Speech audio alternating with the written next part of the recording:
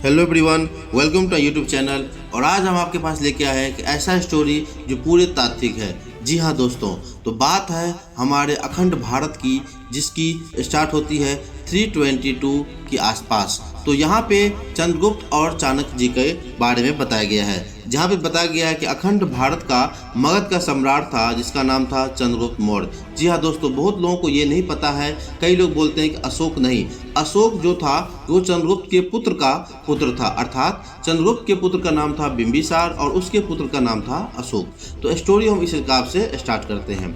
आपको सबको पता होगा, जैसा हमारे सबसे बड़े जो ज्ञाता थे उसका नाम था आचार्य चाणक्य। आचार्य चाणक्य ने चंद्रगुप्त को अपने यहाँ पे रखा और उसको बहुत ही अच्छे प्रशिक्षण दी, और प्रशिक्षण देने के साथ साथ उसको बहुत कुछ सिखाया, युद्ध कौशल की शिक्षा दी, ज्ञान की शिक्षा दी। लेकिन चाणक्य को डर था। किस चीज़ का डर था?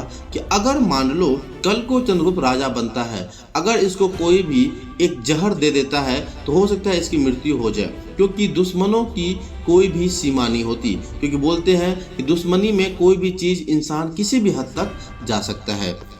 इसलिए आचार्य चाणक्य चंद्रगुप्त को बचपन से ही औषधि में एक छोटी सी तनिक मात्रा में थोड़ा सा विष दिया करते थे। वो विष इतना दिया करते थे जिससे कि उसके बॉडी को रिकवरी हो सके और उसके बॉडी पे कोई भी नकारात्मक चीज़ें व्याख्या नहीं कर सके, अर्थात उस विष से उसके बॉडी में कोई हार्म ना पहुंचे। तो ये उनको बचपन से ही आचार्य चाणक्य खाने में उनको मिला के देते थे, थोड़े देते थे।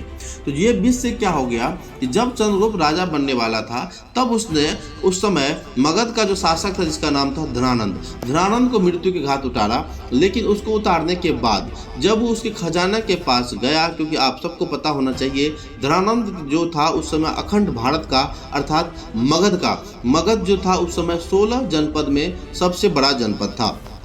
तो धनानंद ने है जो अपना सारा खजाना एक जगह गुप्त स्थान पे रखा था। जब चंद्रगुप्त उस गुप्त स्थान पे जाता है और वहां से उस चीज को उठाता है, तब वो यह देखता है कि उसके अंदर एक सांप है। चंद्रगुप्त उसको भगाना चाहता है, लेकिन वो सांप जो है चंद्रगुप्त को कष्ट काट लेता है। लेकिन चंद्रगुप्त को सांप काटने के बाद हो सकता था कि अगर चंद्रगुप्त वो विष नहीं लिया रहता बचपन तो उसकी मृत्यु हो जाती है, लेकिन ऐसा नहीं होता है। चंद्रगुप्त की मृत्यु नहीं होती। चंद्रगुप्त थोड़ा देर बेहोश हो जाता है, फिर वो जिंदा हो जाता है। क्यों? क्योंकि चंद्रगुप्त के अंदर ऑलरेडी थोड़ा बहुत विष था, और आपको पता है लोहा लोहे को काटता, ध्यान दीजिएगा, लोहा लोहे को काटता है। इसी हिसाब से वो विष जो है उस विष को काट के वो खड़ा हो गया।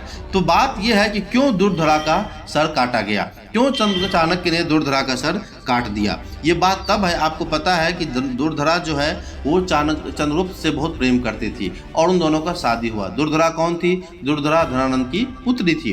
तो एक दिन क्या हुआ कि चंद्रगुप्त खाना खा रहा था, भोजन कर रहा था, और दुर्धरा उस समय गर्भवती हो गई थी।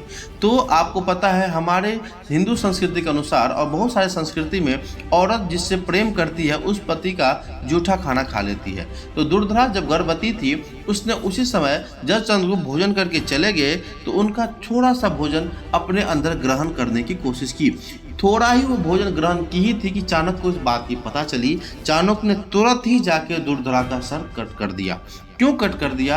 उसका रीजन ये था कि अगर वो जहर, ध्यान दीजिएगा, अगर वो जहर दुर्धरा के अंदर चला जाता तो उसके जो कोख में उसके जो अंदर जो पुत्र था वो उसकी मृत्यु हो जाती और वो फिर निर्वंश हो जाता और चंद्रगुप्त के बाद कोई और राजा बन जाता। इसलिए चाणक्य ने अपने राज को बचाने के लिए, चंद्रगुप्त को वंश को बचाने के लिए, एक अखंड भारत के सम्राट को बचाने के लिए दुर्धरा का सर धड़ से अलग कर दिया गया था। और वही पुत्र को फिर उसके बाद जन्म हुआ और उस पुत्र का नाम रखा गया अखंड भारत का सम्राट, जिसका नाम था बिंबिसार।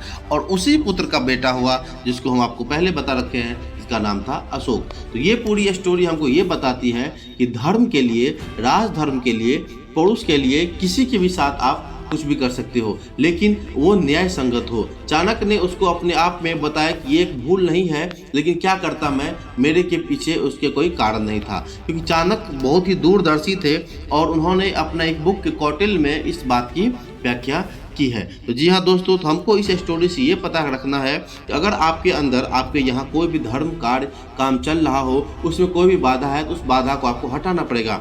क्योंकि अगर आप राज धर्म की बात करें, आप अपने घर के धर्म की बात करें, तो उससे बड़ा कोई चीज़ नहीं है। क्योंकि हो सकता है उस समय के लिए वो गलत हो, लेकिन आगे जो व्यक्ति दूरदर्शी होता है, जो व्यक्ति को कुछ ना कुछ करना होता है, जिसको जीवन में कुछ ना कुछ हासिल करना होता है, वो इन चीज़ों को हटाने से नहीं डरते। धन्यवाद।